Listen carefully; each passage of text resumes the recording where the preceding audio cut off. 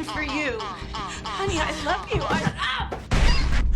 If there's one show that can mess with your head and keep you up at night, not with jump scares, but with unsettling mind benders, it's Netflix's Black Mirror. It's a thought-provoking series, with each episode presenting a new set of characters and a distinct storyline, exploring various themes like virtual reality, AI, identity theft, and social media's influence on human behavior. Some episodes throw in dark humor and social commentary. Some are well known for their eerie and dystopian portrayal of technology's devastating consequences. The series' unique undertone is quite disturbing at times, leaving audiences with a lasting sense of unease. Today, we look into the 10 most disturbing episodes of Black Mirror that send shivers down your spine. Before we go into our explanation, we have a very small request. If you like our content, please support us by subscribing to our channel. This is a small click for you, but for us it means a lot. Thank you. Let's begin.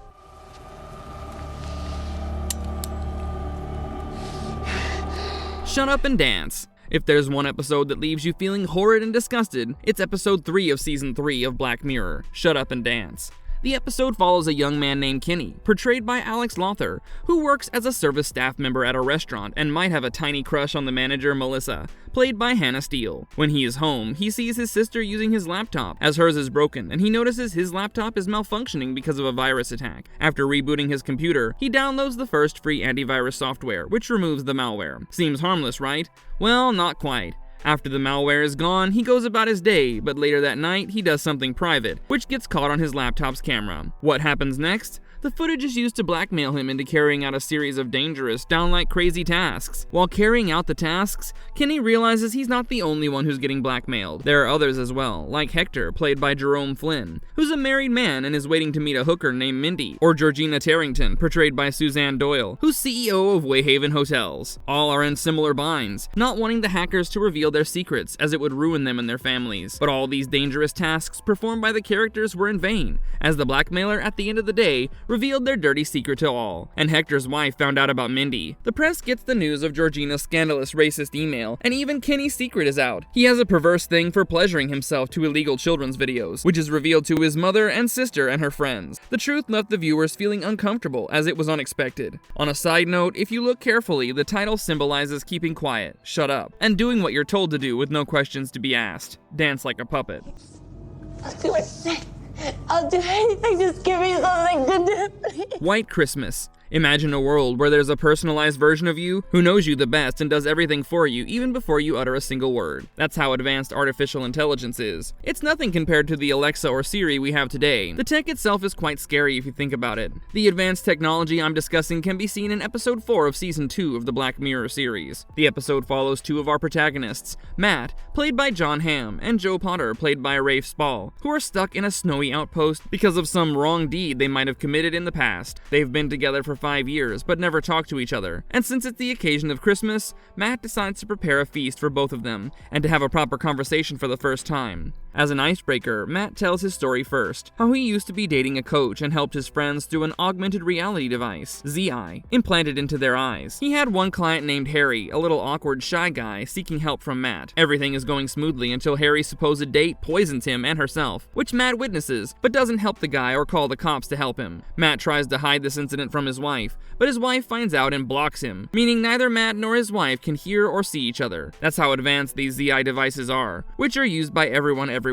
However, Matt's real job was with a cookie chip, which creates digital copies of users. He introduces the cookies to help them adjust to their reality, serving their human counterpart. But when they're non-compliant, they're forced through torture and time manipulation. Inspired by Matt's story, Joe shares his painful past. He used to live with his girlfriend Beth, but their relationship crumbled when Joe discovered she was pregnant and planned to abort. They argued and Beth blocked him. Porter later spotted Beth raising their child with her father, but he couldn't see them since he was blocked. After Beth died in a train accident, Joe visited her father's house, hoping to meet his child finally, but what he found was very shocking. All those suppressed emotions combusted in one hit. Porter was not ready to accept what he had done, so the investigative agencies sent Mac to crack his case and make him confess. The police get the confession of Joe killing Beth's father, the daughter freezing to death, all through Peter's digital consciousness. If this was our reality, are we humans strong enough to stand against the cookies if they turn against us? It's quite disturbing if you think about it.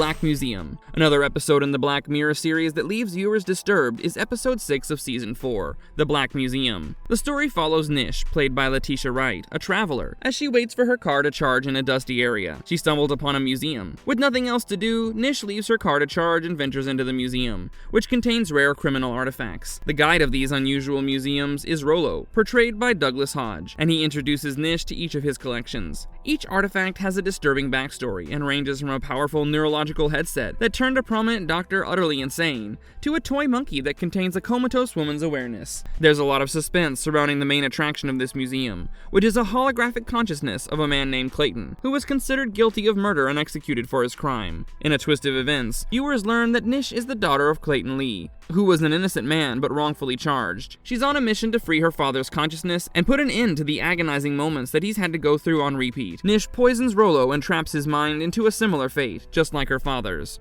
The National Anthem. The episode that started the show with a bang is Season 1's Episode 1, The National Anthem, starring Rory Kinnear as PM Michael Callow, Lindsay Duncan as Alex Cairns, Donald Sumter as Julian Hereford, Lydia Wilson as Princess Susanna, and Anna Wilson-Jones as PM's wife Jane. The episode revolves around UK's Prime Minister Michael Callow, who wakes up with an important call early in the morning. In his office, it is shown that the nation's beloved Princess Susanna, Duchess of Beaumont, has been kidnapped when she was attending her college friend's wedding. She will be released safely if the PM follows the ransom demand. The demand is not for money or the release of a prisoner, but a quite shocking one, which makes the viewers question if they heard it right the first time. The kidnapper wants the PM to have unsimulated sexual intercourse live on air with a pig. The kidnapper's video comes from YouTube and has no channels open for communication or negotiation. The public in the beginning sympathizes with the PM. Still, when the kidnapper discovers a secret scheme of the British government, he retaliates by sending Princess Susanna's severed finger to a UKN news station. The news leaks and public opinion quickly turns against the government, with most of the public demanding that the PM pay the ransom.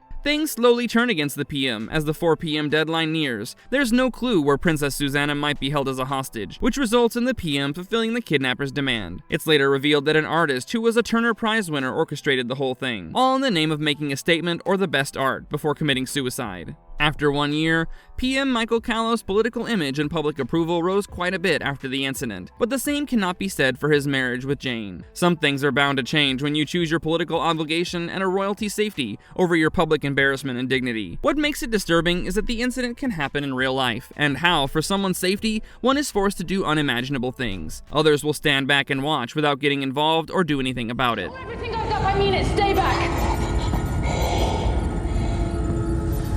White Bear. White Bear is the second episode of the second season, and no matter how twisted the episode is, it's my personal favorite. The main character of this storyline is Victoria Skillane, who's played by Lenora Critchlow. When Victoria wakes up, she's confused as to where she is. Is this her home or not? And why is her wrist bandaged? Why is there a pain in the back of her head? She can't remember anything at all. She leaves her room and roams around, but can't see anyone else in the house. When she sees the picture of a 5-year-old on the mantelpiece, she gets a spark of flashback. An old memory? Something to remember? She isn't sure. When Victoria leaves the house, she notices something bizarre. People are recording her. Some are even taking pictures of her. When she asks for help, no one answers. Everything is confusing for her. And when a person with a weird symbol mask comes in a car, the symbol makes her flinch and hurts the back of her head. The person with the mask starts chasing Victoria with a gun, and on instinct, she begins to run away from him. Everyone around her can see what's happening, but they continue to record and maintain a certain distance from her. In the end, Victoria is captured and the viewers come to know why she doesn't remember anything, or gets chased by weird masked people. Victoria, along with her late fiancé Ian Rennock, had kidnapped a girl named Jemima Skies, who had been missing for months. Her body was later found in the forest in a burned sleeping bag. Ian tortured Jemima in her last moments, and Victoria sat in the car and recorded the whole ordeal. They were both found guilty because of the video, which was later found on Victoria's phone. Ian committed suicide and evaded his punishment, but Victoria pays for her crime. Every day.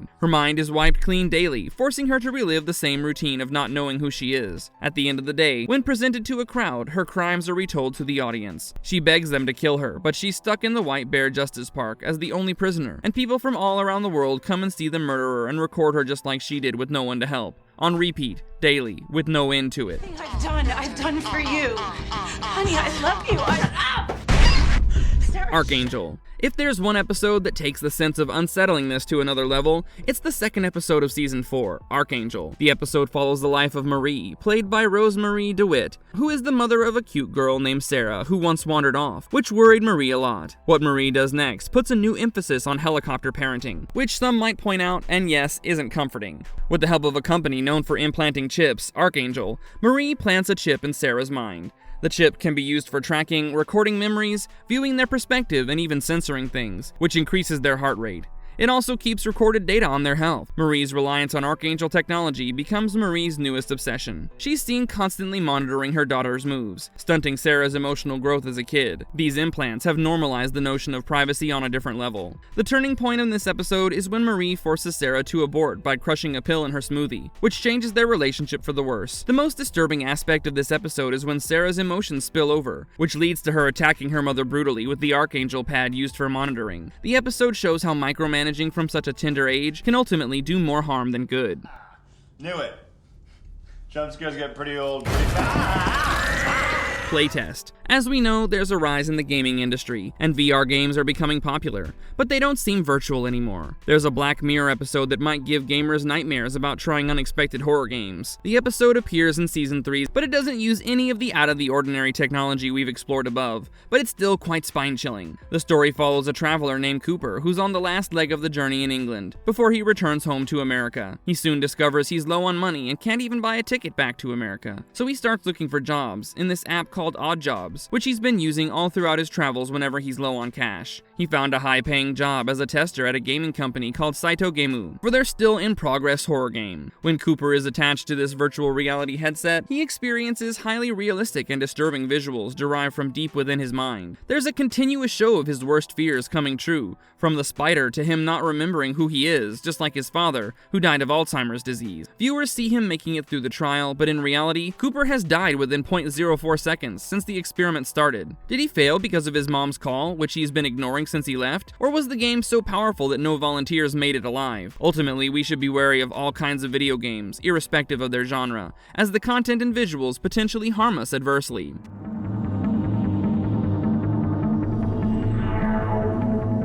Bandersnatch. Even though it's not an episode, Black Mirror's Bandersnatch, released in 2018, is quite disturbing, so we had to add it to our list. In the film, the viewers make decisions for the main character, Stephen Butler, played by Fionn Whitehead, an aspiring video game developer on a tight deadline before Christmas. He's working on turning a fantasy game book into a video game. Choose your own adventure for the company he works for, Tuckersoft. As the story progresses, Stephen keeps working harder for the game's success. The story allows viewers to navigate through multiple alternate realities or storylines. If your chosen path doesn't provide favorable results, the viewers can retry again with a different route. The main character also goes through several routes, some of which are favorable and some are not. It all depends on the choices he makes. Bandersnatch has abundant content and diverse storylines, which makes it a unique, engaging experience. And if you're interested in experiencing it, why not stream it after watching this video?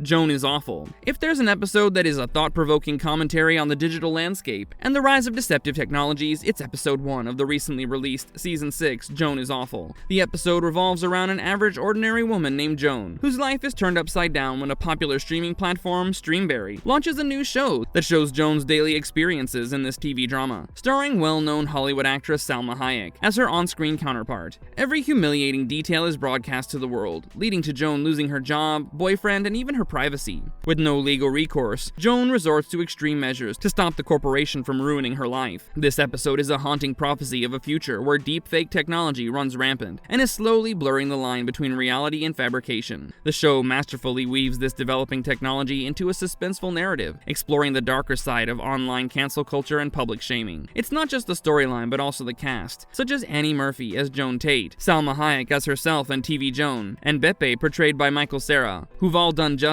to their roles and characters. Maybe it's time we start taking the time to read the terms and conditions of anything that we're signing into. We may never know what we're signing off, just like Joan, who discovered that big corporations have the right to her life, all because of the contract that nobody reads.